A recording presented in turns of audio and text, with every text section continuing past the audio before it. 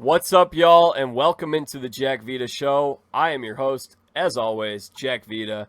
We are back here in action, speaking once again with a cast member from the Emmy Award-nominated show, The Traitors, on Peacock. The show came out earlier this year. Last week, we spoke with Robert Bam Nieves, who finished, I think he was the third person eliminated, so he was out pretty early, didn't get a whole lot of screen time, but man, it was awesome talking with him. Hilarious guy, great guy, very smart, very intelligent. It was fun to get his take on the show. And then a few weeks before that, we spoke with Michael Davidson, another cast member from the Traitors. In the past, we've had Stephanie LaGrossa Kendrick, Rachel Riley Villegas, and Sari Fields all on this show. So today we are welcoming, I guess this is the sixth cast member of the Traitors to join us on the Jack Vita Show.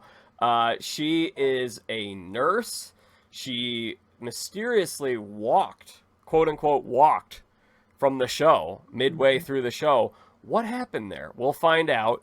And she's become a good friend of mine, someone who I've greatly enjoyed talking to, and is really a big time personality. Unfortunately, did not come out on the show. Amanda Clark Stoner, welcome to the Jack Vita Show. Thank you, Jack. I'm really excited to be here. I think we're going to have a lot of fun. I think so. I definitely think so. So you were the 9th person eliminated. You finished, which I guess that would make you finish in 12th place. Mm-hmm. I think it was episode 5. Correct. All of the sudden, I can't even remember if it was at the start of the episode or the end of the episode. All the episodes kind of blended together because of all the cliffhangers. It was never really like a... Yes, go ahead. I was going to say, it was the 5th episode. It was the end. It was the cliffhanger. And it was basically Alan just saying the show must go on. What did he say in the show to describe that? He said something along the lines of, like, Amanda is no longer here or something like that. For reasons outside of her control. Okay. So, I think people all wondered what happened to you. On the Wikipedia, it says that you walked, making it sound like you quit. I know. I don't know who makes up these things. They must get bored, and they're like, I'm just going to go on Wikipedia and make stupid stuff up. Did not walk. So she didn't walk. She didn't quit. Reasons outside of her control makes it sound like you had either a panic attack, some kind of anxiety or mental breakdown, or some death in the family or some kind of family emergency that made you had to leave. But it was neither of those things, correct? Nope, it was neither of those things. Even if I would have had a family emergency, my family knew that I was not coming home without money. I was very adamant about that. It's something me and my grandmother had even talked about. She has raised me since I was born, and she was like, if anything happens to me while you're over there, don't come home. Like, finish this strong. And I was like, all right, Nana, I'm bringing you $250,000. And I would never quit, ever. I can control and regulate my emotions very well. So it was COVID. COVID. Okay. So you had COVID. How does one get COVID on a show where you would imagine, first of all, what I know about some of these other shows is they're quarantining people. So I know several other shows, they have people quarantine in a hotel for 10 days, 2 weeks even. Maybe it's shorter now because of, they probably aren't even quarantining at this point, I would think. But they would have people quarantine in a hotel, get there for, 10 days, just sit in a hotel and do nothing. Then they put people in the game. And then you're on a tight lockdown of everyone who works on this show is in this little bubble and can't go anywhere, can't go out into the town, can't go out into the bars. So how on earth could you get COVID after the show starts? That is a great question. And whenever I was flying over, I was under the impression that everyone was quarantining because I was told that I was going to be quarantining. And unfortunately, that was just not the case. There were people who were being flown in even up to 2 days before the show was going to be filming, and they were not quarantining for the same amount of time that me and Michael and Bam and all of the quote unquote normal people were quarantining for. And unfortunately, we had filmed the whole first episode with a different person who the audience never got to see. And he tested positive for COVID the first day that we were there. This was after we had been hugging him, spending time with him, eating food with him, riding on a train with him. And he actually sat right across from me on the train. We were sharing tea. And I tested positive for COVID, I think 7 days after that. So this person did not quarantine, but some of you guys, so it sounds like you mentioned you, Bam, Michael, the civilians, the newbies, Correct. You guys all had to quarantine for Correct. how long before? So I was quarantined for 6 days. I know other people had said they quarantined for 7, some quarantined for 5, but they were, I would say, a significant amount of time. I would say it was a fair amount of time. Do I wish that it was longer? Yes. And whenever I found out that people were just flying in willy-nilly 2 days before, that is something that I did talk to production about. And I said, somebody is going to test positive for COVID because they were exposed now. And it was me, the COVID nurse. I mean, I have been balls deep in COVID for years. And so it really, I think it affected me even more because of that, because of working with it for so long and seeing how it affected people and knowing that I lost this huge opportunity because of the disease was really emotionally hard for me. Had you had COVID before? Yes, this is my 3rd time getting COVID.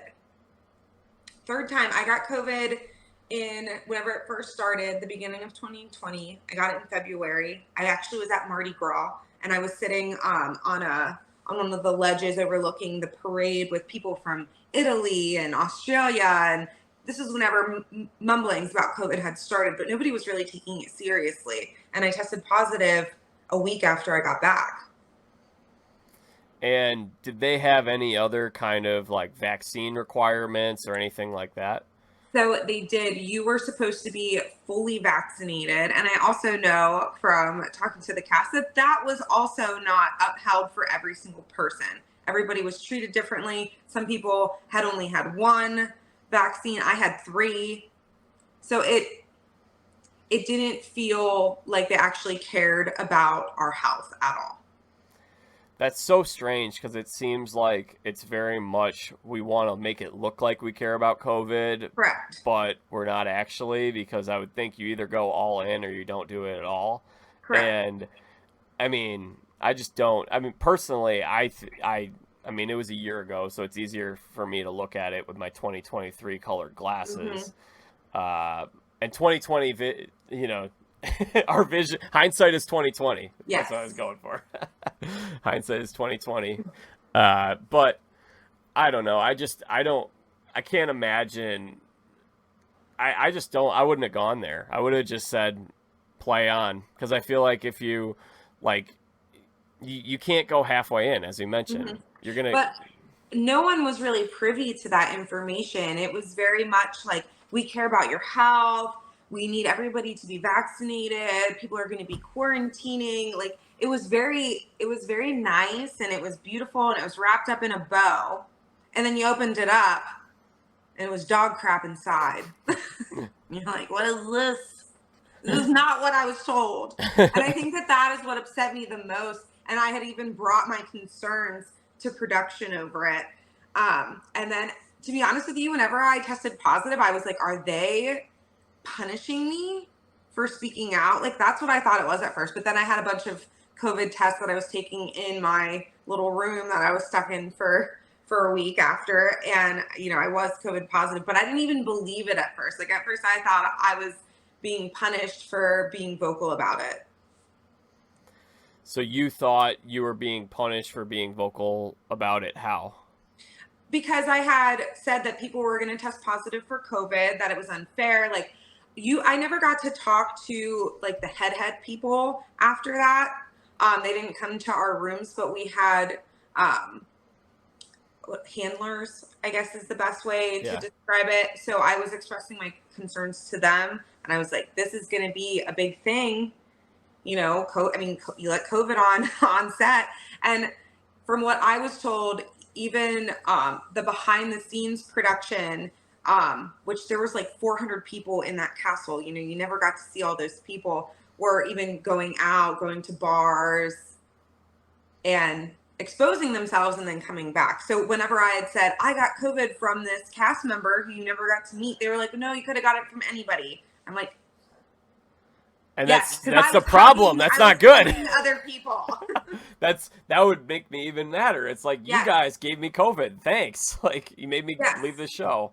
And it really hurt on top of that, knowing, because I'm not one of those people who this opportunity happens to them a couple times a year, right? I'm not Ari. I'm not Brandy Glanville. I'm Amanda Clark Stoner from Carlisle, who is literally working in the trenches of a hospital, saving lives, getting poop thrown at me, casting out demons in the emergency department. And this was a once-in-a-lifetime opportunity. I highly doubt, after how vocal I've been after the show has aired, that I will ever have this opportunity again, because I wasn't going to lay over. Like, I wasn't just going to like lay on my back and be like, oh, just let you guys take the narrative. That's not who I am. And I'm not going to let you falsify the narrative to make yourself look good. Absolutely not. Well, and also, they didn't give you much screen time. This is correct. Go ahead. And I was expecting that because of the COVID, but it was just the treatment afterwards too. The disrespect. Like, I'm a human being, and you said that you cared about me, and you've done every single thing to show me that that was a lie, and now I have no respect for you. So they essentially didn't let you really factor into the story of the show, which is fine, you know. Well, also there are 20 people, so you can only make the show about so many people. Yes. And obviously a lot of these reality TV veterans were going to dominate the screen time. Like, the second they walked in, that was obvious. Mm-hmm. But and that's what they wanted too. I mean, that's why season 2 is just all celebrities and no normal people. Yeah. None of us peasants are allowed on the show anymore. Do you know, I mean, did they say why? I think that they don't need to say why. I think that they've pretty much said the quiet part out loud in their silence and in their treatment of us. I think it's pretty obvious. And I know that's how all of us feel. Well, I know that in the last episode when I spoke with Bam, I mean, I said that same thing, is if they're going all celebrities, then the whole marketing strategy last time was there was very limited advertising. They released a trailer for the show probably like a few days before it aired. Right. It was all on social media. There was nothing, like, you watch the Fox football on Sundays, and everything you saw was the Special Forces show, which was a similar type of show where you had a lot of celebrities on it, and you saw ads for that all the time, so everyone knew about it. And the only people, like, talking about Traitors with people, most people found out about it through this show, maybe through other podcasts, but really I think the main thing was, we're going to take these 10 reality TV veterans and use their social media followings, and that's going to be our audience. Which was wild, because some of their social media followings were really small in comparison to people like Azra, who almost has 200,000 followers, versus some others who had less than 10,000. Well, so that's interesting you say that, because also a lot of the promotional stuff was just the celebrities. Like, I saw the photo that they put out, and it said this show was nominated for an Emmy Award for Best Reality TV Casting. And who do they show? Just the 10 celebrities. They don't show the whole cast. And like I said, all of that stuff, I don't feel any type of way about it anymore. I was expecting not being edited out of the show, essentially because of getting COVID. I was expecting that they would want the reality TV stars to be kind of like the poster children for the show. That was all expected stuff. It was, like I said, more of like the disrespect, the treatment afterwards. And also, I was not the only person to test positive for COVID during episode 5 and later episodes. So I think that's where I'm kind of like, why did you pick and choose who got taken out? Interesting. So you and others were tested positive at that same point. But they were too far along. They were too far along in the show, I guess, to take anybody else out. What does that mean? Like, they said we can only pull one of you guys for COVID? No, so they just pulled me, and I was done. But I guess other people's tests had come back later than mine did, and so they were already, filming the second half. So it was just too late to pull more people out. I think that they didn't want the bad press that it would bring that they had a COVID outbreak in Ardross Castle in Scotland. I think in those things, it's better to just be honest and own your mistakes, but they didn't want to. They went the route of the NFL playoffs that same year. The NFL, the 2021 season, that fall, all these teams were having COVID problems, players missing games, some teams having to reschedule games. Yep. It was a huge mess. And then all of a sudden, the playoffs happen. There isn't a single COVID test. Well, why is that? Because they stopped testing for COVID. Correct. So they basically, did they stop testing? I think Steph said they stopped testing after you got eliminated. So they continued to test, I think, for a couple of days. And I only know that because I know who tested positive for COVID in the following episodes, and we're not pulled from those. I'm not sure exactly when the COVID test. Oh, you cut out for a second, Amanda. You're back. I was just saying I don't know when the COVID testing stopped. It continued for at least a couple of days after I left because more people were testing positive. Yeah, so I think Michael told me that on this show, so I'm repeating stuff that has already been said on this show. Steph said she tested positive for COVID. She did. And she had to quarantine in a hotel for like a week before she could go home, which I know is brutal for her because she missed her kids and she's just sitting around not being able to be a part of their lives and come back home. And let's be honest, the view from the Inverness Airport Hotel is not that great. You're like just staring at airplanes coming in and out every single day. So you got it most likely on the train. She says she thinks she got it when you guys were doing that one challenge where you're flipping through the hymnal or the Bible or whatever. I can't even remember what it was in that church. I think that the Latin Roman numerals. What was that? The church. Yeah. I would be willing to bet that she probably came in contact with COVID whenever I did because she was sitting next to the person that I got COVID from on the train. So we were all sitting together. Now we don't know for a fact like when that exposure that gave us COVID actually happened with this person. Or she could have gotten it from me at the church. I'm not sure. Or from the other person who tested positive. I don't know. All I know is that we had a COVID outbreak and it negatively impacted, opportunities. And that's upsetting. But I definitely I've moved on from that. So the first person got COVID who tested positive was removed from the game and they brought in an alternate. And Correct. Then they didn't use the train scene or anything that was filmed then, and they shut the game down for a few days, I believe. Yes, they shut it down for 2 days.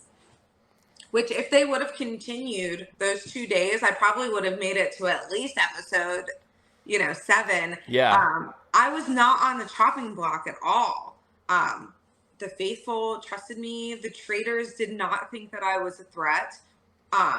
Even Christian had said that he was thinking about bringing me in a traitor gang, so there was a lot of ways that it could have played out instead.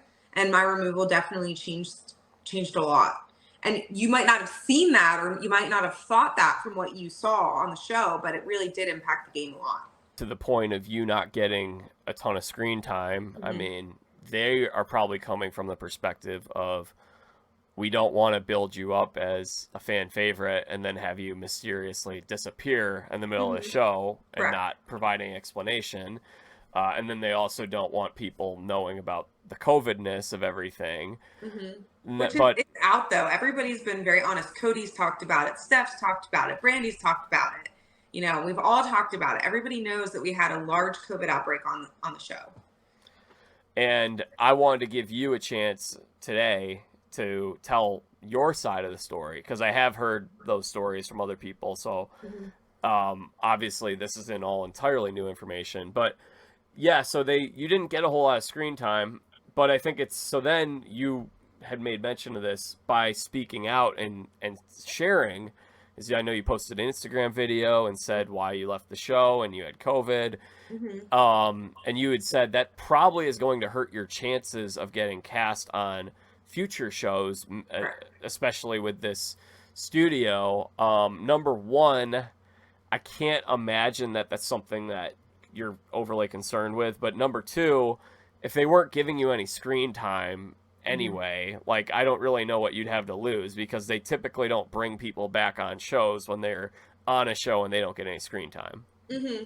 Correct. So there were other shows that I wanted to apply to, but I think because of this whole thing, it's just not in the cards anymore. You know, like, I would have loved to have been on The Circle, and that's actually what I wanted to be on initially. And then I got cast on the Traitors instead. But it definitely does shut down future opportunities, like I said, which is fine. Like, at first I was really upset, and now I'm just very much at peace with it. So that's great that you're at peace with it. So your casting story sounds a little similar to Bam's. I know Bam wanted to go on The Circle, and he got rerouted to this show. Is that what happened with you? I applied for The Circle. In about 2 weeks, I got an email inviting me to apply for the Traitors instead. So I made a little video in my pajamas. I actually had COVID at the time that I was applying. So it was my second time getting COVID. And I was like, well, I don't have anything else to do, so I guess I'll just apply to the show. And yeah, they contacted me a couple weeks later, and I did the interview processes. It took like 6 months. And it was I mean, don't get me wrong, it was an amazing experience. It was really beautiful until it wasn't. Yeah, and I mean, we've made a little bit of mention of this. You were very much in the thick of things based on what I've heard from other people. I know that both Rachel and Stephanie have said that you were a very good faithful, and in order for them to have this uprising and beat the Traitors, they needed other good faithfuls. And Steph has said on this show that losing you was like, she felt like, looking back when she lost you, she's like, okay, I couldn't have won at that point on. She needed you. And that's how I felt as well. We were, like you said, like I said, you don't get to see the game around me, right? You don't get to see like what I was really doing, but I wasn't stupid, and I was really good at the challenges. I was good at making connections with people. I was good at making people feel comfortable around me.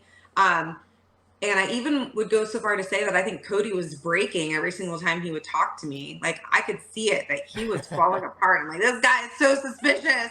And Steph and Rachel and I had an alliance. Like I said, the show could have gone, you know, probably 10 different ways if I would have stayed. And I truly, no offense to Suri, I love Suri, but I don't think she would have won if I would have stayed in, and Rachel and Steph and I would have been able to create that alliance and overthrow the Traitors like we were planning. So that's interesting. You were, let's see, so it was episode 5 where it says that you walked, and then the next elimination came as Cody was banished, which seemed like that was something that was like a snowball kind of rolling down a hill that was just gaining more and more momentum. Eventually he was falling apart. So he gets banished, Angelica gets murdered, and then Shelby and Rachel are the next two banished, and then Steph gets murdered. So what do you think happens? Let's say you're still there. You still banish Cody. I mean, that is probably what happens, right? If you're still there, because you would have voted for Cody. I would have voted for Cody, yeah. So Cody's out, and now do you think Angelica still gets murdered? And then if she does, how do you think, what do you think happens from that point on? Do you guys have a better voting block to target other people? So Stephanie and I and Rachel were all very suspicious of Christian as well. So I think that I think it could have gone a couple of different ways, but I also think that Christian and Suri might have recruited me since Cody was found out, exposed as a traitor. So I think that it could have gone a lot of different ways. I think Angelica probably still would have been murdered, potentially, but I don't think that I would have been because of the relationships that I had with people. Okay, so that's very interesting. So you would have accepted the bid to become a traitor. For sure, 100%. And then I would have worked with Christian. How I think it would have gone down if I would have been recruited is I would have worked with Christian. We would have got Suri out, and probably have gone for more of a normal person dominated traitor group. What does that mean? So not having any of the celebrities be in traitor gang. That's Take what I the was power. calling Yeah, gang. Take the power out of their hands. Yes, and just showing that we as normal people can beat these veterans. I think that that's probably what would have happened. Like we said before, it could have gone 10 different ways, but in my mind, that's where it goes. But who knows? And it could have been. I mean, it could have been such a great show to watch as a normal person sitting at home, being like, "Oh my gosh, these people who have never been on TV before, overthrowing them." That would have been awesome to watch. I know, me personally, I would have loved to see something like that, but that's not how the cookie crumbled, and that's okay. Do you think you and Christian would have been able to split the money, or do you think there would have been some backstabbing? I think that Christian was found out already by Steph and Rachel, and like I said, I already had suspected him, and I know a few other people had too. So I think that he would have been taken out either way. Okay, so then you're the last traitor standing. Well, we would have recruited. We would have had to have recruited. So who would you have recruited then? I think that the person I would have wanted to recruit the most is Andy. I had a really good relationship with Andy. I still have a great relationship with Andy. I love them, and I think they are a great person. And you didn't get to see the conversations that we had that connected us in the show, right? But I believed in Andy's vision for their family's future on the farm, and wanting to have animals. Like, I understand that, so I would have wanted us to win, so that way we could provide for our families that dream farm life that we want. Honestly, I mean, you might look at me and Andy and think that we're very different people, but we actually have a lot of the same values and same beliefs for what we want for the future. So I definitely resonated so much with Andy and their dream life. And they're also building their house too. So we've been in this renovation together on opposite ends of the country. That's no, I think that's a great thing, is like when you have these shows and you have people from different walks of life who are very different from each other, who come together, and they, different parts of the country, different whatever, they look different, or they sound different, or they have different views on certain things. And we love seeing people kind of come together and build this community. And I know that I've talked about it with Michael, I've talked about it with Bam, is it would have been cool to see a little more of you guys spending that bonding time together, and how are these alliances forming, how are these voting blocks, and where are people kind of going with each other. Yeah, you miss a lot of that in this show that I think was really important to the storyline. But also, I'm not a producer and I've never done this before, so what do I know?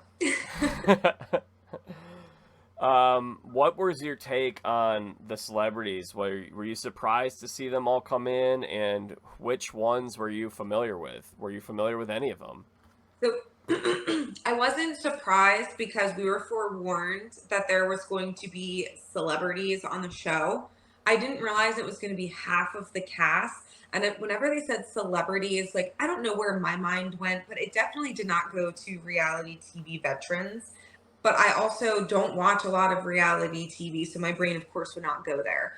I was familiar with Ryan Lochte because I had actually watched him compete in the Olympics. My grandma thought he was just the cutest thing whenever he was competing all those years ago. So I was very familiar with him, and he was the only one that I knew. And was he what you expected him to be? Oh my gosh, I cannot say enough good things about Ryan Lochte. He is amazing. Like, I don't know what I would expect because I've never thought like, oh, I'm gonna meet, an Olympian. I never thought that. But he just like exceeds anything I think that you could imagine about him. He's not stuck up, he's relaxed, he's easy to talk to, he loves his family. Family's very important to him. He is just one of the chillest, most wonderful men I've ever met. And I feel like it's a privilege to say, oh my gosh, I know Ryan Lochte. He's awesome. Oh, that's awesome. I definitely do not have a crush on Ryan Lochte. How dare you imply that? I'm not saying anything. There was a big, we made a little bit of mention of it. I know that there was a big mental component to this show. I also know that Psych was pretty hands-on. I know that a lot of people had to go and talk to Psych, although no one has really owned up and said, hey, I went to go talk to Psych, or here's what we talked about, or anything like that. To my knowledge, no one's told me that. Like, Stephanie, of course, is bragging that she never went to see Psych. Yes, and that is something that I can also brag to you. And I almost don't want to say like, oh, I'm bragging, but I think that you have to understand where people are coming from in life. And this is something that I actually had a discussion with people on the show about. It didn't make air, but we were talking about stress and like everybody's stressed. And I'm like, I'm not stressed. I'm excited. And I don't remember how it was worded to me. Like, how can you not be stressed with this? And I was like, I literally hold dead children in my arms. Like that, if you have done that and you know that you were one of the only people that can help in that situation. And this is not me bragging, this is just a fact of my life and what I do, then you just learn how to regulate and prioritize emotions so you can operate at your best, because you need to be the best for people in that moment. And now, obviously, nobody was actually dying in Ardross Castle, but because my stress threshold is so high, like all of that stuff, it was just more fun. It was like, this is such a great experience. This is, yeah, like, I don't want to have to die. Like tonight, I don't want to get murdered. I don't want to get banished, but nobody's actually dying. Yeah, it's just nobody's a game. actually like, oh, it's not the worst thing that can happen in the world. So for me, it was like a lot more playful. And I think Stephanie, she's been on Survivor, which is way more mentally tasking than the Traitors. So her and I definitely vibed because we didn't feel that we needed Psych. We weren't overly emotional because we were operating based on fact and not feeling. Now, to that point, I do think there's something very much to that, because growing up as a teenager, I definitely struggled with my share of depression and anxiety. And then I've never been on any kind of medication for it or anything like that. And I'm doing great. I'm fine. I'm not anything like that. But I was diagnosed with Graves' disease when I was 21 years old. And all of a sudden my body or 22 years old, my body was falling apart. This thing derailed my life for several years, caused through the roof anxiety as one of the symptoms of it. And when you go through something like that, suddenly I think it changes the way you look at the world, and it can cure you of mental health issues in a weird way, because it went from me almost like valuing my life more and holding on to life more and having a greater appreciation for little things. And of course, my relationship with Jesus Christ as well has played a huge factor in that. But I do think there's something to that when you overcome real adversity, when you overcome something like Michael did as a kid, like that toughens you up, that makes you stronger. And and I know he's been open about some of his own struggles and battles that he faces, and rightfully so. Of course that would cause that, but at the same time, I look at him and I'm like, man, what a strong guy. Like, how could anyone go through what he's gone through? And that is one of the reasons why I love Michael. Michael's very open about his mental health struggle too, which I really appreciate about him, because so many people, like you said, like nobody wants to own up that they went to see Psych. We know who went to see Psych because we were there, and it's not our place to talk about that openly. But a lot of people did need to see Psych because of where they were at in the game, or whatever trauma was getting brought up. And I'm not saying that it wasn't a hard game. Like, yes, it was mentally hard. Oh my gosh, there's a fly. Sorry. Yes, it was mentally hard.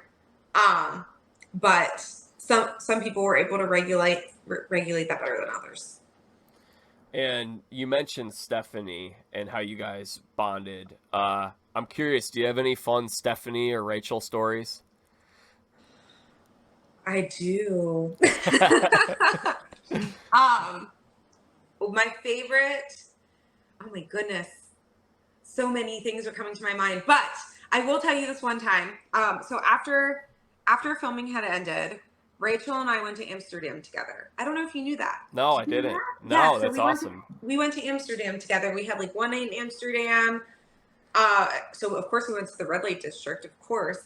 And we're so innocent. We've never been there before. Like, I've never seen a prostitute basically naked in the window trying to, like, get her next dime. Like, I just was like, and I was like, oh my gosh, this is just so not Pennsylvania anymore. I have not seen that either. There's no Amish people. Like, where am I? I had no idea what was going on. So of course we're taking photos because we're like, this is crazy. Like, I wanted to show my friends and family, like, this is what happens in Amsterdam. Well, Rachel had taken a picture of me, and the prostitute was in the background, and she got so mad. She had a very thick accent. I couldn't even tell you, maybe like a German accent, really heavy. And she came out and threatened to harm Rachel and beat her up if she didn't delete it and stop taking photos. And I was like, you are going to get your ass beat by a prostitute in the middle of Amsterdam. And I don't even know where the hospitals are. We don't speak the language. What is happening? So yeah, that happened, and I love it, and I'm gonna have to call Rachel after this and tell her about it. Tell her that we have a conversation. So did Rachel back down, or I can't imagine her backing down? No. So we just we did it discreetly. Like, oh, she's taking a picture of me with this little cart thing, but really, she's recording everything that's happening in the background. You just had to be more discreet. But so after this incident, we become more self-aware and aware of our surroundings. We realize there's like all these posters everywhere saying you cannot take photos of the prostitutes, to respect them, and which I thought was great. We don't have that stuff here in America. It's just a very different culture. That's a great story. It's a great story. I'm glad you told me that story.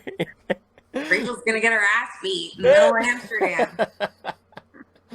Oh, that's hilarious. Yeah, I'm sure you've got plenty of great stories, and it sounds like did you have a pretty good, like, is there a pretty good cast camaraderie? Like, are there a handful of people that you're pretty close with? So I think that everybody knows that Michael and I are very close. We talk every single day. I keep in touch with Bam, Christian, Azra. I talk to Geraldine weekly. I love Geraldine. She's incredible. Whenever you see Geraldine, you're like, oh my gosh, this woman is beautiful. She's bodacious. She's like just insanely good looking. And on top of it, she's hilarious. Like, she's a 10 out of 10. I love her.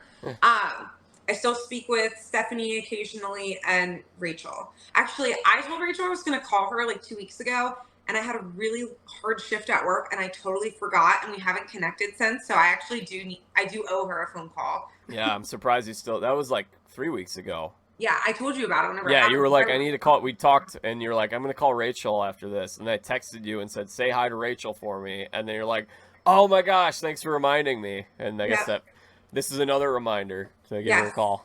I've just been working like really weird hours, and the hospital's been really strange things happening. So every shift I have to like decompress. I'm like, did that really just happen?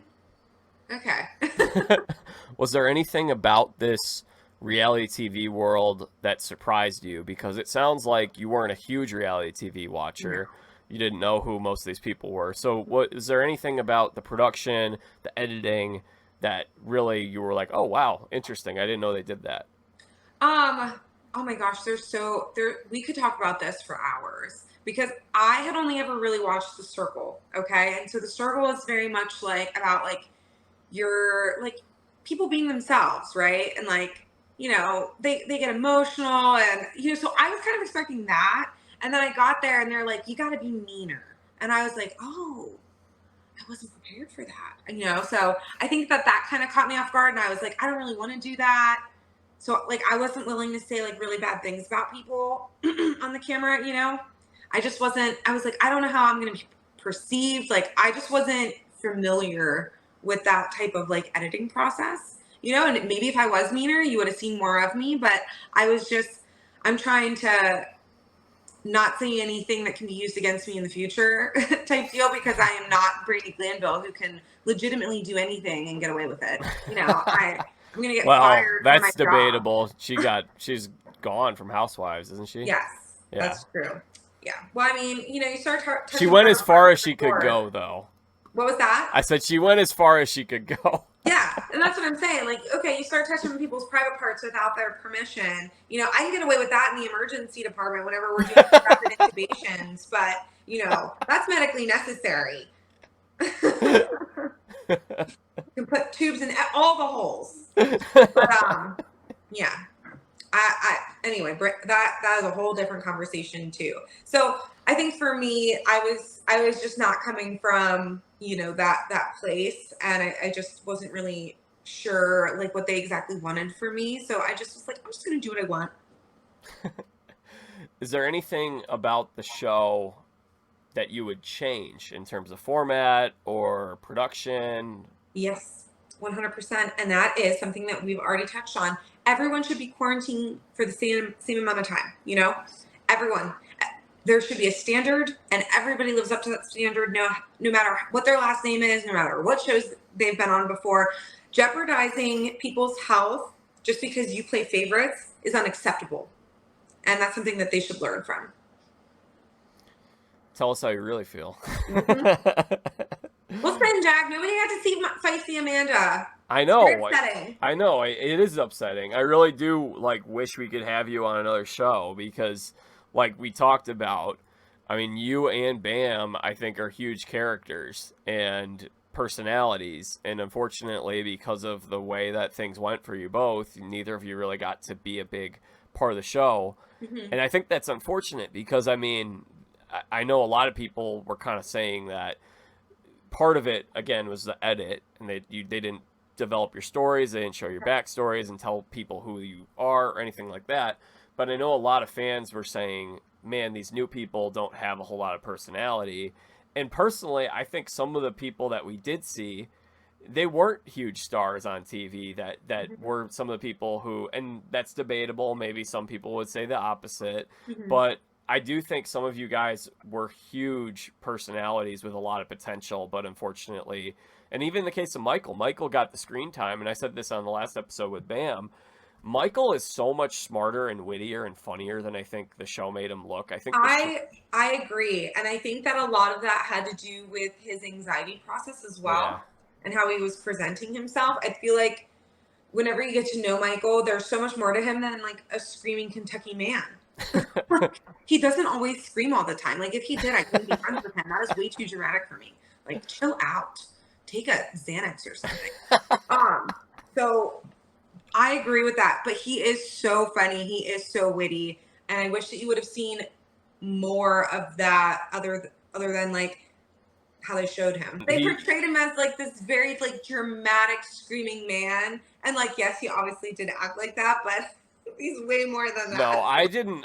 Honestly, I didn't love his edit. I really felt like, because when I got to meet him, I'm like, man, like he is so cool. And I feel Yeah. like the show, like there were parts of it that was fun, but most of it was at his expense. And I felt bad for him, Yes. especially knowing him in real life and knowing who he actually is and how funny he is and how personable he is, how likable he is. One of my friends listened to the podcast with him, and he's like, he's just such a teddy bear. He's such a sweetheart. Yes. Like, Yes. and he's so clever. He's so creative. He's very witty and funny, and like I feel like we really only saw the kind of like, I don't know. They tried to make him look like a big time schemer too, like as if like. I don't know. I just didn't really get the sense of that really was who he was based on who I know him to be. And so going back to my original point, though, I think all three of you guys, glad to have you all on this show because I feel like we get to see more of who you really are, what your personality is like, and I really do think each of you had much higher potential to be big characters on this show had Thank things you. shaken out a little differently. I 100% agree with that. You didn't get to see my response to whenever I found out that Bam had been eliminated, but I was gutted because Bam is such an amazing guy. He has an incredible story, and I wish that they would have shown that for him because Bam is a very selfless human being, and I think that what he does is very important, and he's very successful. You know, I think that his story is so interesting, but you didn't get to see it, so. And Lame. he doesn't Super talk. lame, guys. It was lame. Yeah. And Bam doesn't talk about himself or carry himself in a way of someone who's very successful. He's just like a normal, regular dude who's very fun. And like, you know what's something that I feel like also is, you know, I've grown up around bros and being in sports circles, and some guys who are kind of like those alpha male bros, they don't want to be friends with people who aren't also like that. Correct. Bam is not like that at all. Bam will be friends with anybody, and I think that's how we all should be. Like, we shouldn't just think, oh, that person's not cool or whatever. Like, I mean, if someone's a goofball, we like the goofballs. That's fun. We should all be a little goofy and not take ourselves too seriously. No, I 100% agree. And you also just reminded me that I actually have an unopened message from Bam, and I need to respond to that too. I'm really bad at responding to people. We'll do a podcast episode where you could just call all these people and talk to them while we're on the show, and then we just never post it anywhere because it'd be your chance to like make sure you do all these things. I'd be like, guys, I'm so sorry. I'm tired and trying to make babies and work. Any other takes or thoughts on the Traitors, stuff that we didn't talk about? Because, I mean, obviously this is a show that you were part of and has been a part of your life for the last couple of years. I mean, is there anything else you want to discuss on the topic of the show? I think that we covered a lot of really great material. Something that I think is worth addressing is the reunion because I received a lot of nasty grams about the reunion. Yeah, people are wild, and the things people say online is just like, where do you get the audacities to speak to me this way? Like, I don't even know you. But yeah, people had reached out. They said that I wasn't talking, you know, that I was boring, blah blah blah blah. Okay, you see what they want you to see, right? So they didn't find anything that I said to be important, so they made it look like I didn't say anything at all. But that wasn't the case. I actually did speak. They just didn't find anything that I had to say to be worthwhile. So it just didn't get put in the edit of the reunion. They told me prior to going on set that they were going to talk about me getting COVID and that they didn't want me to get into the weeds about it. That was a direct quote. We don't want you getting into the weeds about it. And I said, okay, I can do that. But then they didn't give me the opportunity to speak. So now I'm going into the weeds about it. Like, you could have just given me the 2 minutes that you said you were going to give me, and I never would have gotten in the weeds about it. That's real weird. It was kind of crazy. So I actually did speak there. They didn't let me speak about COVID. They never asked me the questions that they said they were going to ask me, but, you know, I was responding to people. Ari and I talked. I was actually the first person to say anything during the reunion. They just didn't use any of that. So I talk a lot. Well, as you know, Jack, I mean, we have like 3-hour conversations. Yes, that's true. And I love those conversations, by the way. Yeah. So that's the thing with the reunion shows now that have been interesting, because the real first reunion show I remember seeing, and obviously there was The Real World, which was on in the 90s, so maybe that was a little different. I don't know what their reunion shows were. I wasn't watching TV until I was, 6 years old in the year 2000 and Survivor came on. The Survivor reunions and Apprentice reunions and some of the other reunions, Big Brother, those were all live TV. And recently I've noticed with a lot of shows, these reunion shows, they basically, from my understanding, like The Challenge, The Bachelor, and probably some of these Bravo shows too, it could be a whole day of filming where you're in a studio and they're giving you people drinks because they might want them to get a little more vocal. and they like confrontation. And so instead of it being like a 40-minute live thing where they're moving around and trying to talk to everybody, they're just filming, who knows, 2 hours, 3 hours, maybe it's even 5 hours. And then they're just going to cut and edit it however they want. And I don't really enjoy those reunion shows personally because for that reason, it's very heavily edited. Someone could Yeah. respond to something and you just don't even show that. Like, it doesn't serve a purpose to me to do a reunion if you're going to do it that way. Yeah. And I was not a big fan of the Traitors reunion personally because, first of all, it dropped about 7 or 8 weeks after the show entirely dropped as a binge, which Yeah, and a horrible idea about the binge thing. Everybody agrees. Terrible idea. Go on. No, I just think it's awful. Like, again, I am Nurse Amanda from Carlisle, Pennsylvania. I don't know about these things, but if you want a large following, you want people to like be on the edge of their seats. Like, I love that feeling, right? I love watching a show and like, oh my gosh, next week another episode is gonna come out. Yeah. And you look forward to it, and you tell your friends, and you post on Facebook, on Twitter, you're getting all your friends hyped. Have you seen this show? But not on a show that you can just binge in a day. Like, that seems a little lazy. I don't know. No, I agree with you. I mean, for two reasons. Number one is what you're saying. It would build up, plus with the press, and then again, if they advertise this show too, that would also help. Yeah. But I mean, like, if it was a weekly show, maybe Stephanie and I were doing it. Maybe we would have done weekly podcast episodes talking about it each week, and then we'd bring different guests on from the show to talk about the show. Like, it would get so much more attention. That would do well.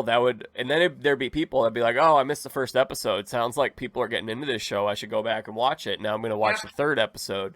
And you just be building up momentum. Instead, it was something that was over really quickly. Yeah. After like a couple of weeks, people binged it, and that was it. The second part is the financial model. If you run a streaming platform, your goal isn't just to get people to subscribe for a service. The key is to keep them subscribing. So most people that I talked to that did not have Peacock, who wanted to watch the show, they got it, and then they binged it, and they canceled it, and maybe they even got a password from their friends, and then they canceled it. It's not a sustainable model because the goal, like, so what if you got someone to sign up for $5 to watch it for 1 month? Or there was like a free subscription too. I had friends that were doing the free subscription. They binged the show in a weekend or whatever, and then they were like, "Oh, there's nothing else on here that I'm interested in," and then they got rid of it. Which, I mean, The Office is on Peacock. That's the only reason why I have it at this point, because it's amazing. But Jim and Pam all the way. But yeah, I didn't understand. But again, I'm not that person. I don't do that. So maybe I'm not. You need to have people. I mean, Peacock has been losing a lot of money, especially over the last couple of years. They lost. I think they projected to lose multiple $1 billion this year, and there's a reason why. Let's just say that. So does this mean I'm not only a Z-list celebrity, but I am a Z-list celebrity on a failing network? Is that what you're saying? Oh my gosh. My dreams come true. Have people stopped and wanted to take a picture with you or notice you anywhere? Oh, no. I mean, at work. Not once? No. Well, once, whenever I was at work, one of the nurses so I travel for my job. I go to different facilities within a hospital system near where I work. And one of the nurses, I was in a room, I was getting a patient settled, and I heard her saying, like, "Amanda looks like the Amanda from the Traitors. Have you guys seen that? Like, she's even an ER nurse, and they're both ER nurses." And I was just like, and then as I walked out, she was on her computer to pull up a photo of Amanda from the Traitors to show me that I look like Amanda from the Traitors. And then I was like, "Oh my gosh, wow, the resemblance is uncanny." Like, this is who you are. Yeah. So we did get a photo, but that was like literally the only time it happened that I can remember. A lot of my coworkers said things and wanted photos, and some of the doctors were like, "Can I have your autograph?" So I would just like scribble, because anytime they sign something, it's just like a line. Like they have hideous handwriting, so I just scribble and give us like, there you go. So it was nothing like nobody. I'm not a celebrity. I'm a Z-list reality TV contestant on a failing network. Who I am, Jack, and now you have me on your show. Perfect. I am getting places in life. So are you, apparently. Yeah. So that's funny that you did get recognized, but it doesn't happen a whole lot. Mm-mm. Were you wearing your signature red glasses? Was I when I got noticed? Yeah. Yes, I was. Okay, that probably maybe part of it. That helps, but I also... You didn't bring them today. No, I didn't bring them today. Sorry. But a lot of people didn't, like, in my area, didn't seem to watch the show. Like, people, like, my friends would be like, "Oh, did you guys watch the Traitors?" Or, like, I'd be, like, doing an EKG on a patient, and they'd be like, "Did you watch the Traitors?" Like, asking my patient if they watched it. And be like, "Amanda's on it. Your nurse is on TV." And it didn't seem like people even knew it. Like, people... Like, whenever I was being told that the Traitors was, like, really popular and lots of people were watching it, I was like, well, not in the middle of nowhere, Pennsylvania. They aren't, because nobody's watching it around here. So, I don't know. Sometimes I don't know what to believe. Well, they put the tweet out, and it said 20 million people are watching Traitors right now. Or it said 20 million people have subscribed to Peacock. That's a lot of people watching Traitors. That was the tweet that Peacock put out. So what that meant, I looked into this, they had at that point reached 20 million total subscribers. And about 15 or 16 million of those are people that get it for free with their Comcast subscription, Xfinity. So that really only means you only have about 3 or 4 million people that are paying for the streaming service, which is very, very small compared to, say, Paramount Plus, which has somewhere between 40 and 60 million, I think 60 million or so. And then you get even bigger, you get to Netflix and you got 230 million people. So it was total spin. There weren't that many people watching it, but the people who watched it enjoyed it. Yeah, and that's a beautiful thing, and I'm happy about that, Like, good. I hope they enjoyed it. Yeah, but no, it wasn't. I mean, if it was something that millions of people were watching, that would be reflective in your social media accounts, how many followers you guys are getting. There would have been more people talking about the show. Yeah, I think that like my social media has always been small. Like, I'm just not, I'm not I'm not an influencer or anything. And it grew a little bit from the show, but I think that Andy has had a pretty, I would say, significant increase in their following, but I think a lot of that came from the queer social that they run with their wife Jess, and they're getting a lot of traffic from TikTok, So what I'm learning throughout this process, because this is just not something that I ever would have even noticed before or like looked into, is like the show didn't really get anybody anything. It's really their own like undertakings, their own podcasts that they have. Like for Quentin, it's his job, like as a political commenter, that really gets him his big following. Like he has over like 300,000 followers on his TikTok, So it's really, and I hope that they're proud. I hope that everyone is proud for what they have, because the show did not get it for them. Like they are doing it. And it's kind of inspired me too. So Brad and I, my husband Brad, who's wonderful and amazing, and I cannot say enough good things about. I also have a crush on him, in addition to Ryan Lochte, so it's great. But we've decided that we want to start our own YouTube channel about our farm, bringing on animals, like growing crops, kind of a beginner's guide to becoming a farmer. And I would say that my castmates, the normal people, they've really inspired me to want to pursue that, because I think that everything they're doing is just so amazing, and they did it themselves, not from the show.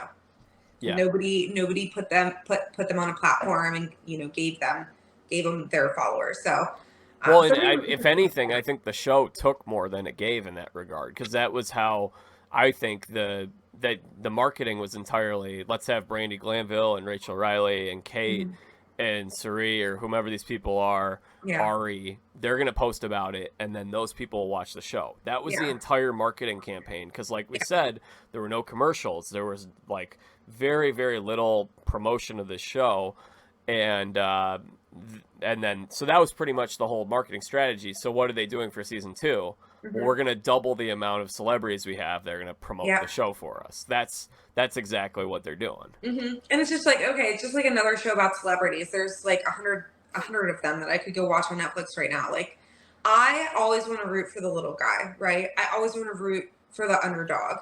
And they're not giving that to us. And maybe I'm old fashioned. I mean, I'm 32. I'm like an old person, I guess. I don't really know what these young folks are interested in. And if that's what they want to do, that's awesome. If they think they're going to make money from it, great. Do I think it's a stupid idea? Absolutely. But again, who am I? I think that they're really missing some cool storylines. I'm just going to continue to watch The Circle.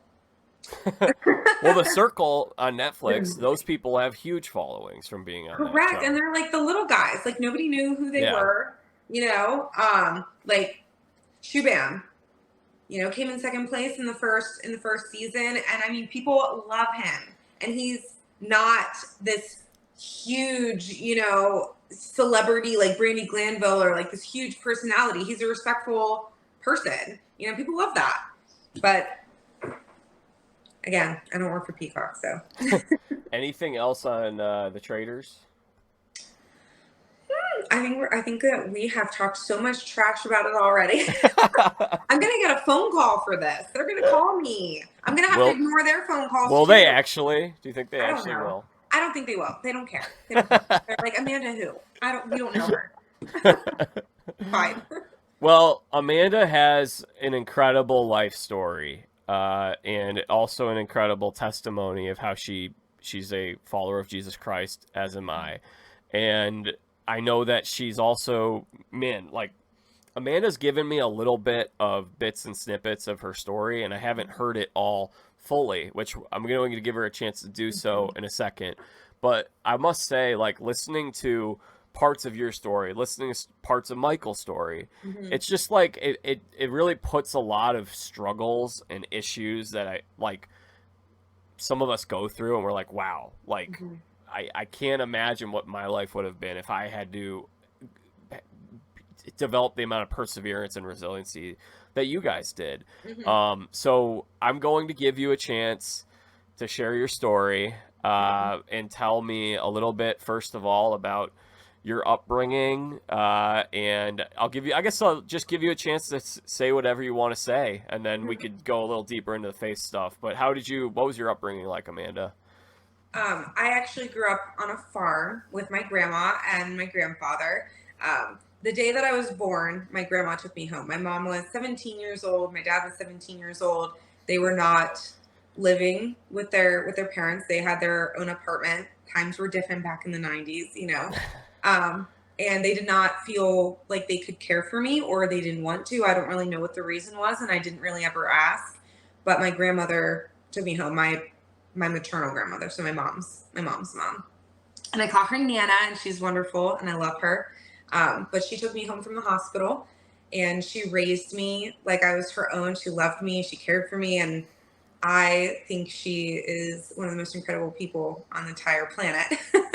And she enrolled me into daycare at a church my first memories are running around at the church. She always made us go to church even on days that we didn't want to. I have a brother as well who she took care of about 6 months after he was born. We're like 18 months apart. So we lived on the farm. We grew our own food. We butchered our own food. It was very plain way of living. And this is in Pennsylvania? This is in Pennsylvania. Interject anytime you want, because I could probably just go off on little tangents here and be like, circle back, Amanda, come back to the main point. You didn't even start your first point. That happens. Well, the church part is relatable for me because, when I had sports games, I had baseball games on Sunday mornings, my parents didn't let me play. They said, you're going to church. Yep. And I feel like a lot of people who are Christian families aren't even like that anymore. But Mm-hmm. I mean, that's how I'm probably going to be as a parent someday. Mm-hmm. And that's how I hope to be as well. Um, my Nana struggled immensely. Like she didn't just follow God, ever since she was a kid. She had a really, really difficult upbringing in a really, really strict and abusive home. And that did not reflect on the way that she raised me necessarily. I would say that my household was pretty strict, but it was more because of my grandfather. He had cancer and he was suffering in a terrible way. He was always in pain, short of breath. He was on oxygen. He had lung cancer.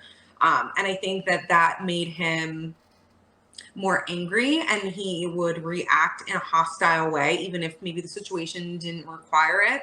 So I wouldn't say that my grandmother was necessarily very strict, but more my grandfather was really the strict one. And we still loved them. And as a kid, it's hard to understand why someone is treating you the way that they're treating you, right? And like, but hindsight's 2020, and I do understand and I forgive how he was, um, because he was suffering in a way that like I could never imagine. Um, but they did ensure that we went to church. And whenever I say, even if I was kicking and screaming, there were days I wanted to watch TV, because we weren't allowed to watch TV that often. So I wanted to watch like an anime or something because I was super into anime as a kid. And she would drag me. She'd be like, "You're going to church," or like pick me up and, uh, you know, throw me outside. And back then, and you might remember this too, like they used to lock us out. They would send us outside and we'd have to play outside. And we weren't allowed to come back inside like all day. So that was what they would do. And then I'd have to like get on the church van to go to church on Sunday morning. And, I'm like, it's 1996 and I'm outside waiting for the church van to come pick me up because my grandma locked me outside the house, which might sound weird to some people, but that was a very I feel like that's a very normal upbringing for back then, but also in rural areas. Like that's not an abnormal way to grow up. Yeah, so I grew up in the suburbs, and we had my parents didn't lock us out of the house, and this was a few years. I think you're 4 years older than me, so this is a few years later, so early 2000s. But like that summer of 2000, which I mentioned when we watched Survivor, my parents, I was 6 years old, no TV, no video games the entire summer. It was, and so like technically we could be sitting inside the house, but if we can't watch TV or play video games, like why would we be inside in the summer? Like, and it's kind of funny too, because like this week it's going to get up to 99 degrees, and some people I feel like now won't even go outside. I feel like we were playing outside no matter how hot it was, and that was just our, you go and you knock on the other kids, the neighbors' doorbells, you ring the doorbells, and you get the other kids to play, and you're just outside playing all the time. My dad built us a clubhouse in the backyard. Like that was definitely like, so there were a lot of similarities in, it was a different era. Yeah, it was a different era. It was a different way of growing up. Like you said, like no watching TV, no playing on the computer, some video games. Like I think we had a Nintendo 64. But most of my time was spent outside in nature, helping my grandfather like yield crops and things like that. Like I remember we would all sit around and we would like husk corn and we would like dig up potatoes together, and we'd have like these big baskets, and we would go out and collect like beans and cauliflower and pulling up carrots. Like my life was just very, very simple back then, and I didn't know a lot about like the outside world. Like to be honest with you, I thought everybody was Christian. I thought everybody believed in God. I thought everybody went to church, and it wasn't until I was in high school that I realized that wasn't the case.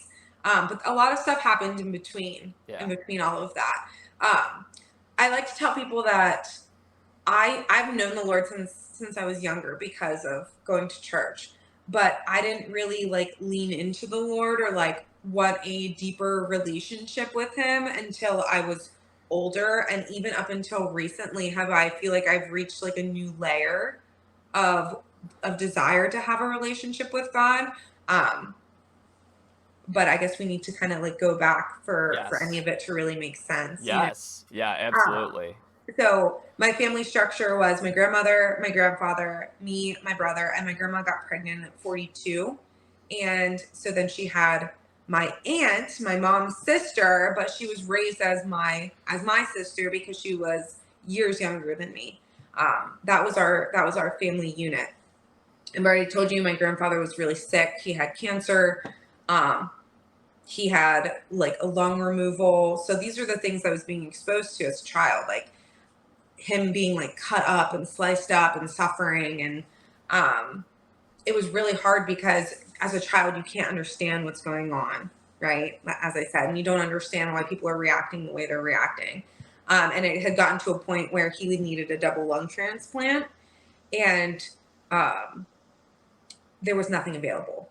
They put him on a list, and they basically told him that there was nothing available for him. I woke up. I was going into sixth grade, so I had to have been probably like 11 years old.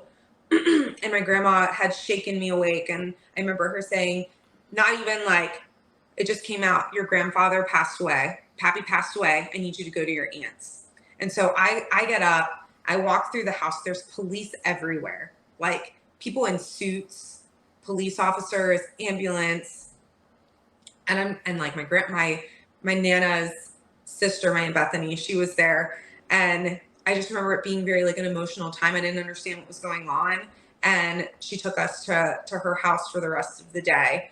I was just so confused. You can't understand what's going on in that moment. I thought he had passed away from his lung cancer. Like I knew that he was sick. And my grandma then had told us that he actually shot himself. He took his own life. And being a child and your father figure, who was my dad, you know, passing away that way, and like you just can't really understand like why he would leave you. It leaves you with like a lot of abandonment feelings, right? Um, and I think that's really like what changed like a course of my life from being like very like innocent, homegrown, very like family oriented, very like sheltered, to maybe like something a little different that like put me on a different path, because I was already dealing with like abandonment issues from like my own dad, because like I had asked questions. I wanted to know who he was and why he wasn't a part of our life, and nobody could give me answers. He just didn't want to be around. And I had known who my biological mom was, and she did come around. I just wasn't very interested in a relationship with her at that time. So I was 11 whenever this happened. So I was going into sixth grade. I started getting bullied a lot, like really heavily from the kids because of him. Like everybody knew that he had shot himself. So of course, sixth graders are cruel and they just blame you. They say it's your fault. They make up really nasty rumors about like why it happened, you know. And I think that I just got into a place where like I had lost like so much confidence, and like yes, I was still going to church, but it wasn't like I wasn't at an age where I could connect it. Does that make sense? And I still felt very, very alone. And so then as I went into seventh grade, still feeling all of these feelings, I kind of started getting into like the wrong crowd. I was like smoking weed in seventh grade, you know.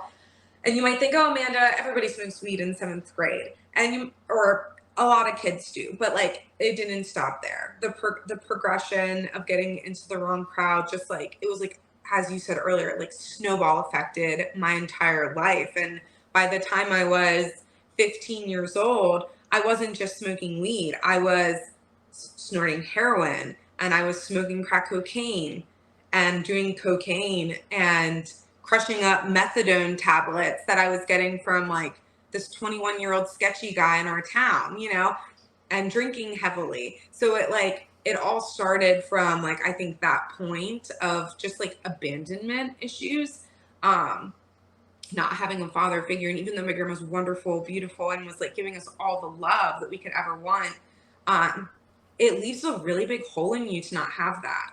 And so you start seeking it elsewhere, you know. And that's exactly what I did. I know that that's why I did it. I started seeking gratification elsewhere. I started seeking like men, boys liking me in ways that I would never have been interested before, just because like you just want to like feel loved by something, and you're going in all of the wrong directions. And I overdosed very young. My first overdose was at 15. My last overdose was at 17.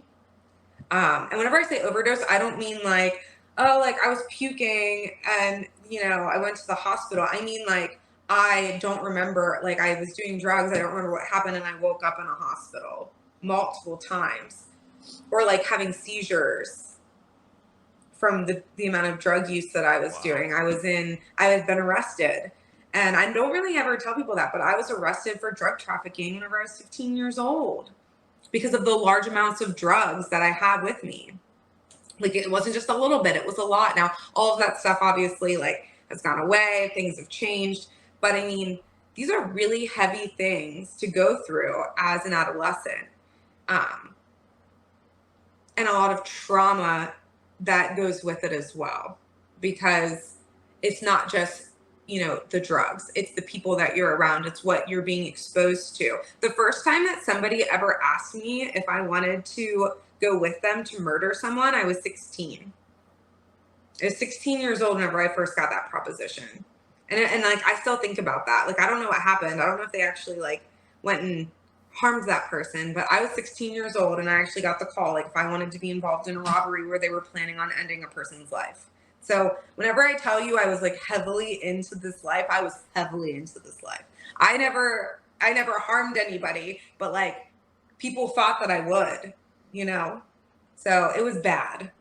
And the only thing that brought me out of it was God, and I had struggled with my faith and all of that. I never stopped believing in God. I knew that God was real. I just didn't think that God loved me, or I thought that I was unlovable.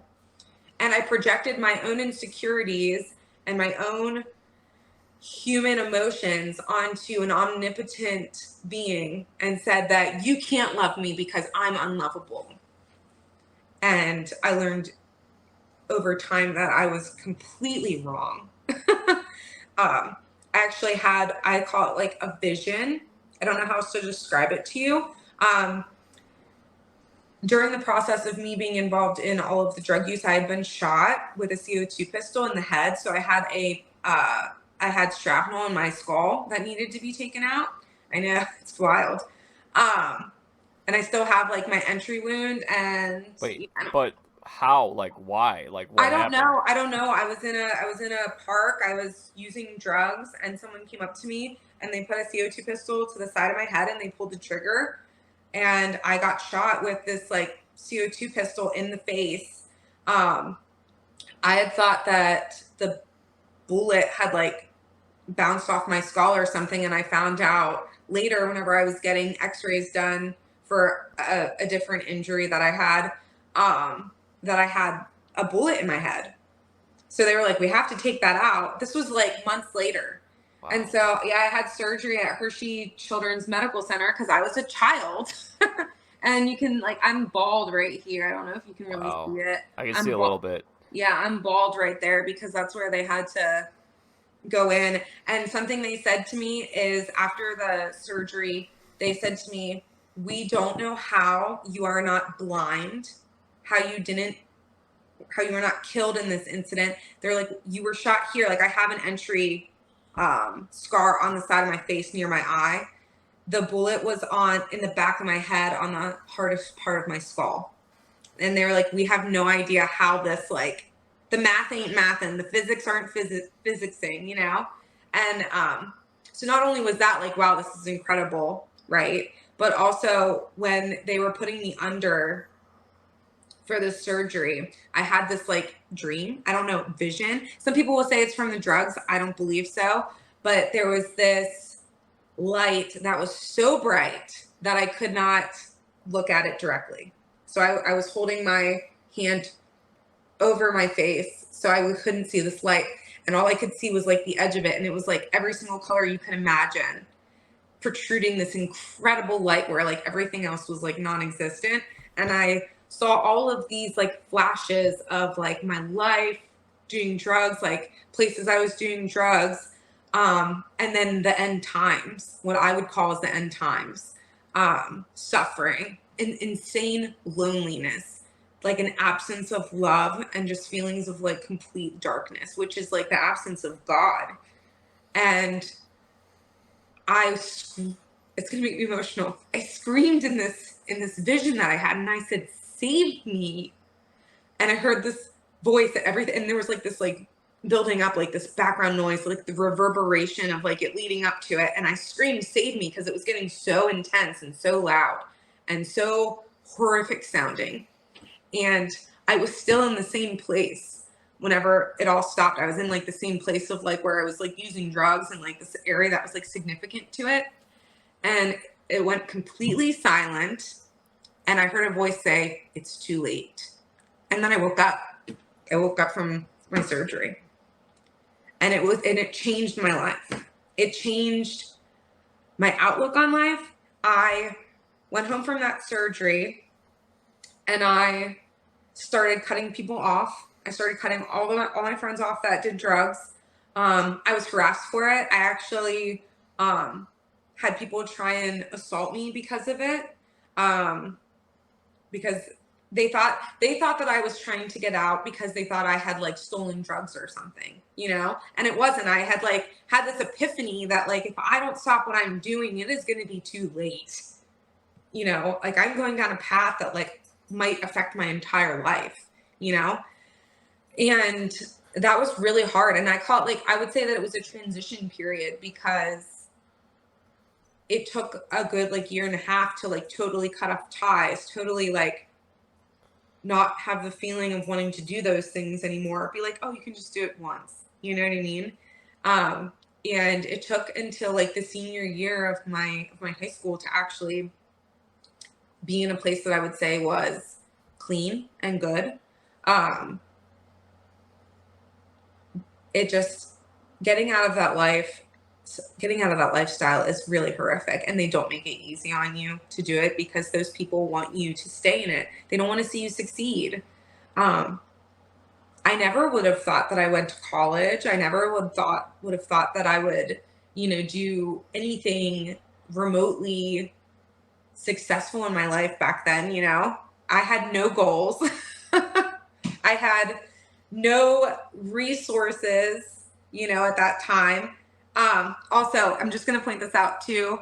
Like, I don't know if you've noticed, but even on like, this side of my face, like I can't even smile like as big because I don't have like all the sensation from that surgery. I'm trying to look at it and I'm like, oh, it's backwards. So I was like, wait, which side is it? Yeah, I can see it a little bit. Yeah. So like some people will be like, oh, you have a crooked smile. And I'm like, no, it's just because I can't pull up my face that much on this side. Like I used to like be like numb on this side, like, and it was like drooping, so I'm happy that I got sensation in my face back. But yeah, that was all from the trauma of everything that had happened.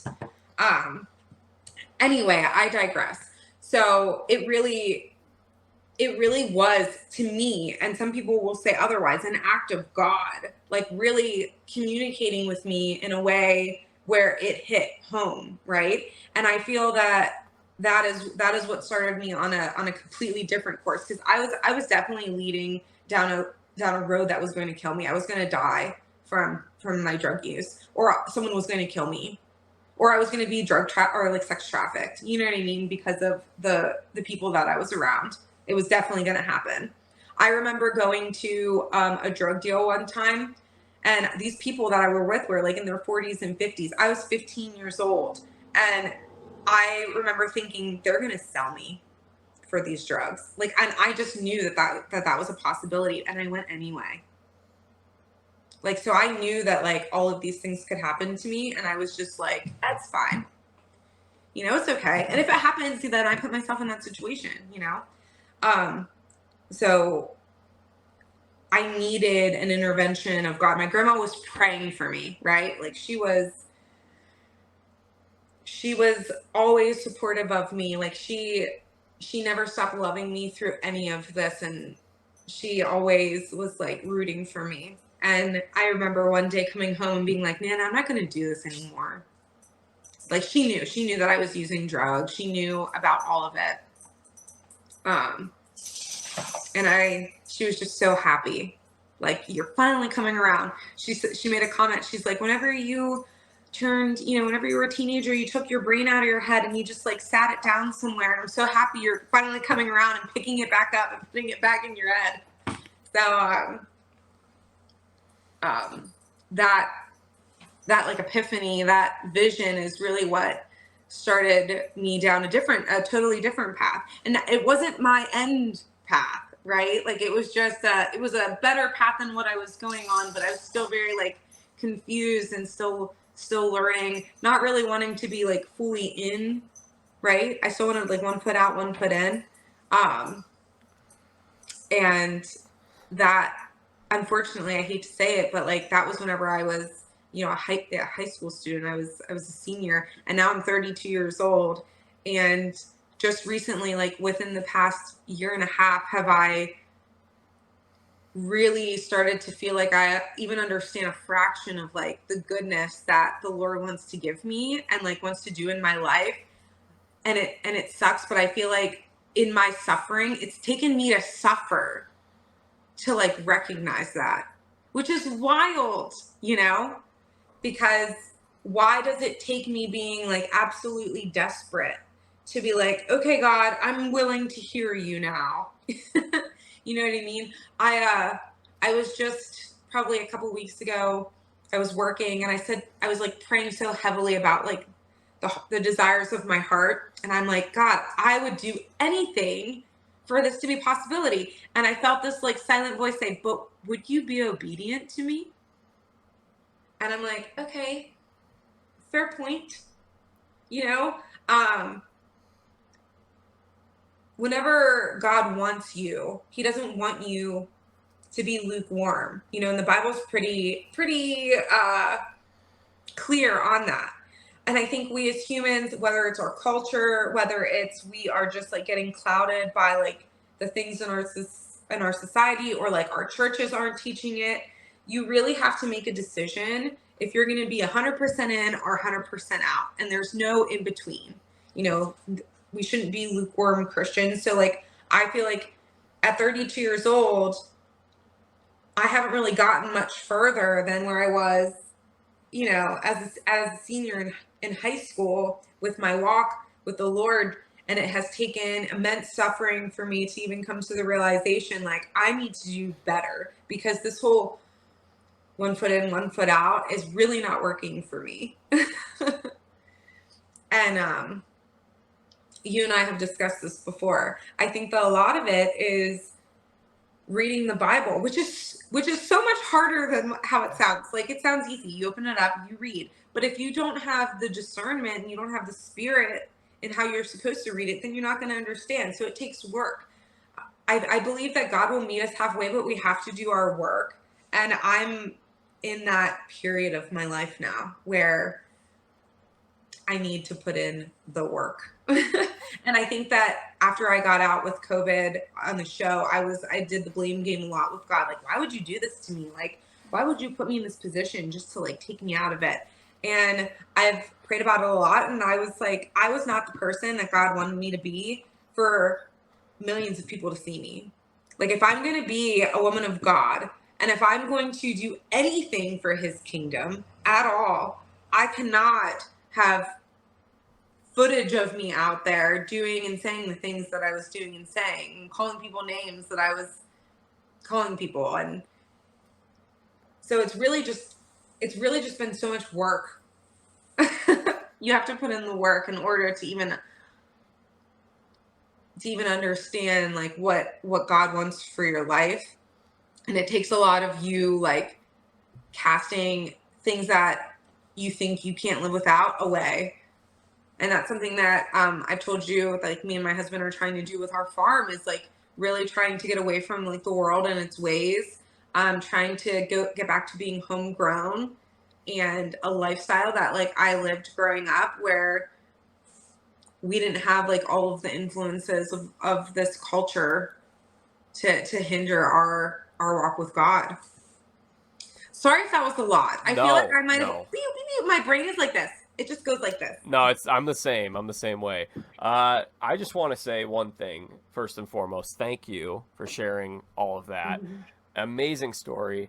Second thing I want to say is I think some people might hear you use the word work and they might think you're talking about something than what you actually are talking about. So I'm going to try to share another definition of what you're saying, because I Okay. think some people, and you can say if I'm right or wrong, but some people they believe that they can get to heaven, or that this is all on what they can do on their own. Oh, And yeah. that's It's a very not. Catholic way of thinking.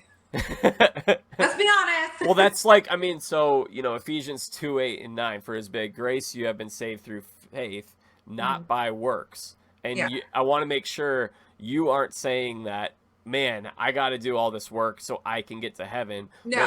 What Amanda, I believe what you are saying is, I really got to put Christ at the center of my life. Yeah. Christ has to be my number one priority. And there are a lot of ways that I can make it easier for me to do that by removing things from my life and being Mhm. spiritually disciplined and having discipline to study the word and Yes. being diligent in prayer. That's what you're Yes. saying. Now, Amanda, obviously you and I are friends, Yeah. and I've gotten to know a little bit about your life, and I'm sure we'll spend more time together, and I'll meet your husband, and look forward to meeting up with you guys at some point. But something that I know that you have mentioned to me, which I'm sure you would enjoy talking about, is your husband, Brad, and the impact he has had on your relationship with Christ. Yes. Brad is not a normal human being. I just want to put that out there. And everybody who meets him knows it. And it's so funny because all these people who have never met each other always say the same thing about him, is that some people will say he's not human, or he must be bionic, or how is he a real person? Because Brad is just so good and pure. I don't know how else to describe it. It's going to make me cry. He's amazing. So my life was very chaotic. There was a lot of confusion in my life. There was a lot of bad things in my life, ups and downs. Brad's life was completely different. Brad was brought up by his loving parents. They were married, brought up in the church. He went to a public school, but it's like a kind of a rich public school. You know what I mean? Like everybody drove their BMWs to work or to school. Their parents like Jaguars and stuff. But Brad never let any of that influence him. He remained pure. He didn't date. He did not have any type of sex with anybody. He did not fornicate with anybody. He had options. Like women, you know, girls put themselves out there for him, and he just refused to do that. It's just not something he was interested in because of his faith. And whenever I met him, and now that we are married, his faith and the way that he conducts himself has been really inspiring for me, because my grandma was wonderful. I just want to put that out there. She was wonderful, but to see a man walk with Christ, it looks different from how a woman walks with Christ. And that's just how it is. Some people, they might not like hearing that, but that is the truth.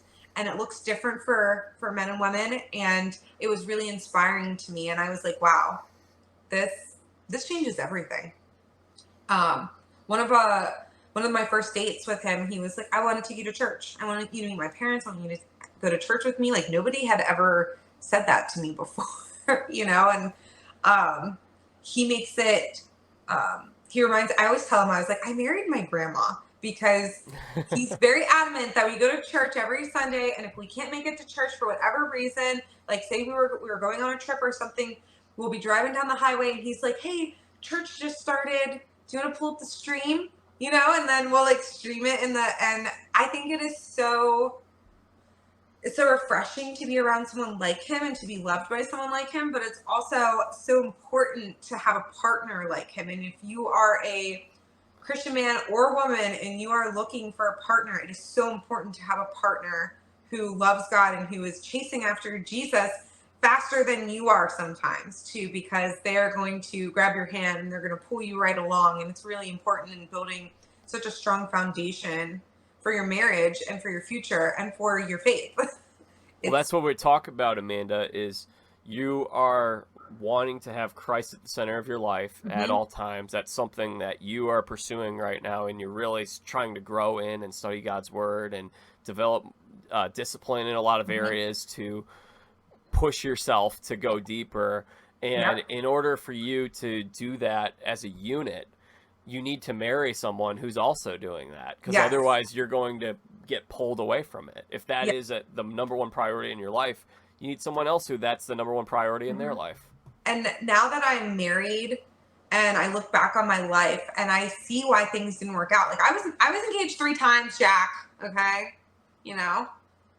No. I mean, I was engaged 3 times and I was always so upset. Like, why is this not working? Why is it not working?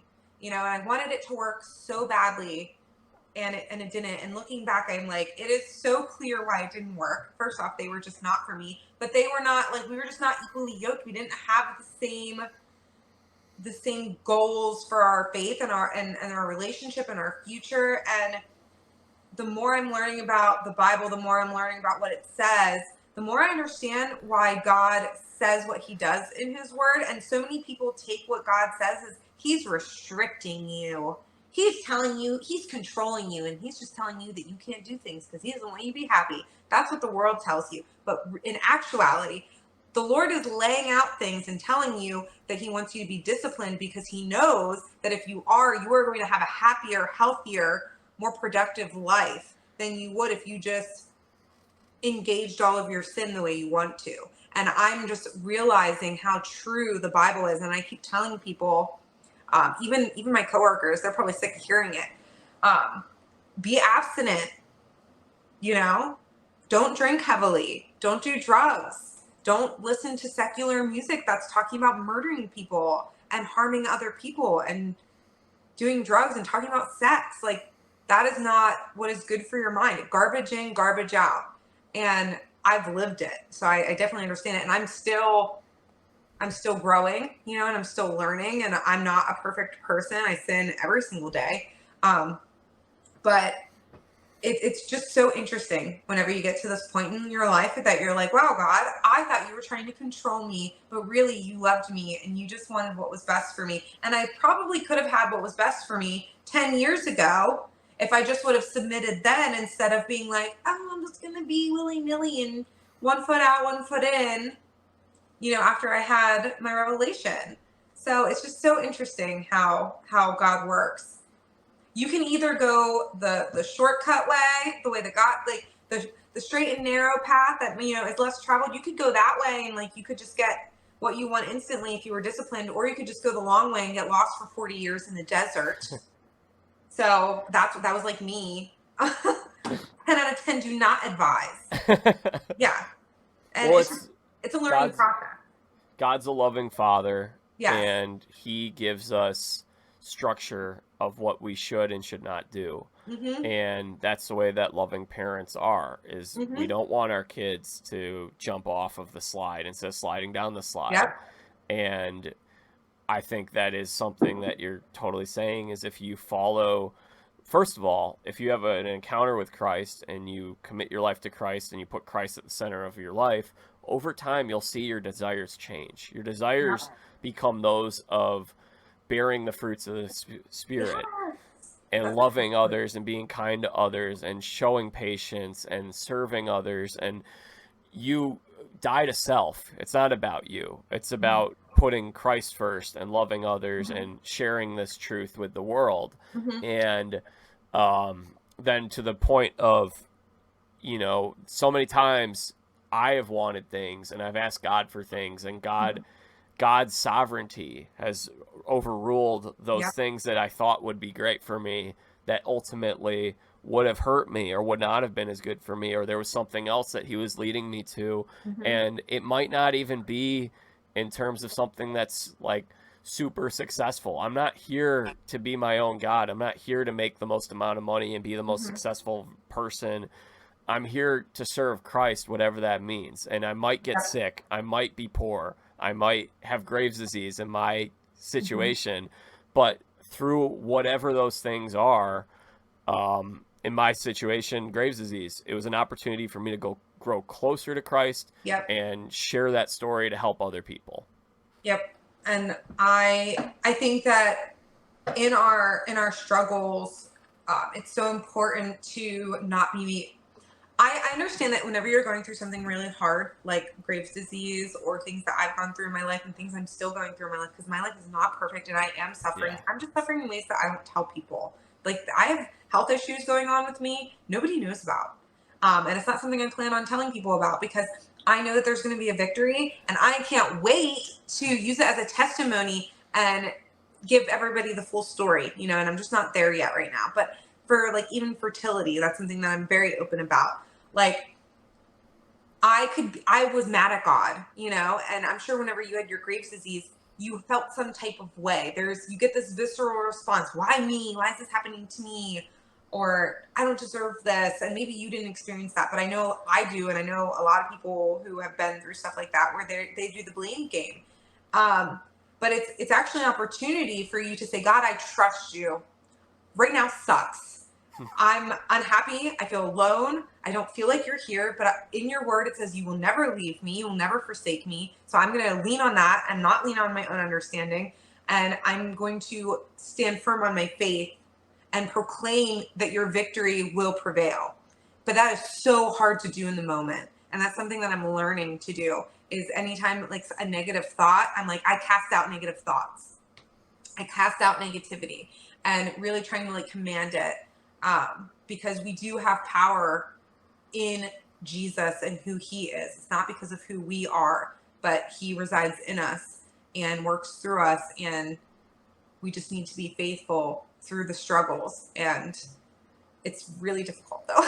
But also God, not, you know, God allows bad things to happen and we can't understand why. We can't understand what happened with your father or some of the other terrible things that you had to go through. But for whatever reason, God allowed it to happen, and we never know why. And even when God does not answer those prayers, or we don't see the miracle that we might want to see, that doesn't change who God is, and that doesn't change how loving and good he is. And I look at look at Jesus, who we are, you know, the term Christian was created kind of mockingly to someone who is a little like Christ follower, basically. And if we are wanting to be Christians, then we're going to suffer because Jesus suffered more than anyone could. And he was put on a cross for our sins. Characters throughout the Bible, Joseph is a great example, or Job, and people that really just had to suffer. And you know what? There are certain people and certain things that we cannot overcome and we might not ever overcome, but there's something greater on the other side. This is life isn't what it's all about. I think people lose sight of that though, and they get consumed by whatever it is that's making them unhappy. And I want what God has for me 100%, right? Like, I know that like with God, my life can be insane, like beyond my wildest imagination, you know? But if I just get stuck in sadness and I'm depressed and I don't want to, you know what I mean? Like, I don't want to do anything anymore because I'm being held by the depression. Like, I can't have the fullness of God if I'm too afraid to like go do things because I'm so depressed over something that happened 10 years ago, you know? And so like, it's just really such a learning process for me. And, I feel like so many people are stuck, you know, but that's because they don't know. And like, it's hard in our society too, you know, because our society's telling us completely different things than what God tells us. She's Amanda Clark Stoner. We've almost reached the end of this podcast. Is there anything else you want to discuss today, Amanda? I think that's good, Jack. I'm just really appreciative that you have me on. We always have a good chat. Hopefully we can do it again soon. Yeah, definitely. Thanks for coming on. Please throw out your social media handle or anything that you'd like to plug or promote. Alrighty, so I only really get active on Instagram. It's just _ Amanda Stoner. I am going to be creating a YouTube channel. There's nothing posted on it, but it's on YouTube. It's at Stoneacre Farms. All right. Look for her on Instagram. Give her a follow. Amanda, I love this. Thanks for joining me today. Thanks, Jack. All right, y'all. That concludes our conversation today with Amanda Clark Stoner. Guys, what a fun conversation. What an interesting, powerful story that she has. Not only from her time on the Traitors, but also her life and her relationship with Christ, her relationship with her husband, Brad.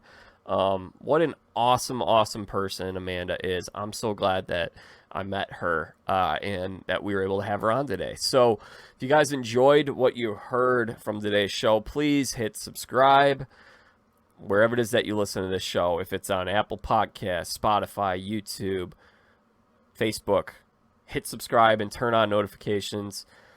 Follow along on social media. I'm at Jack Vita Show on Facebook, Twitter, and Instagram.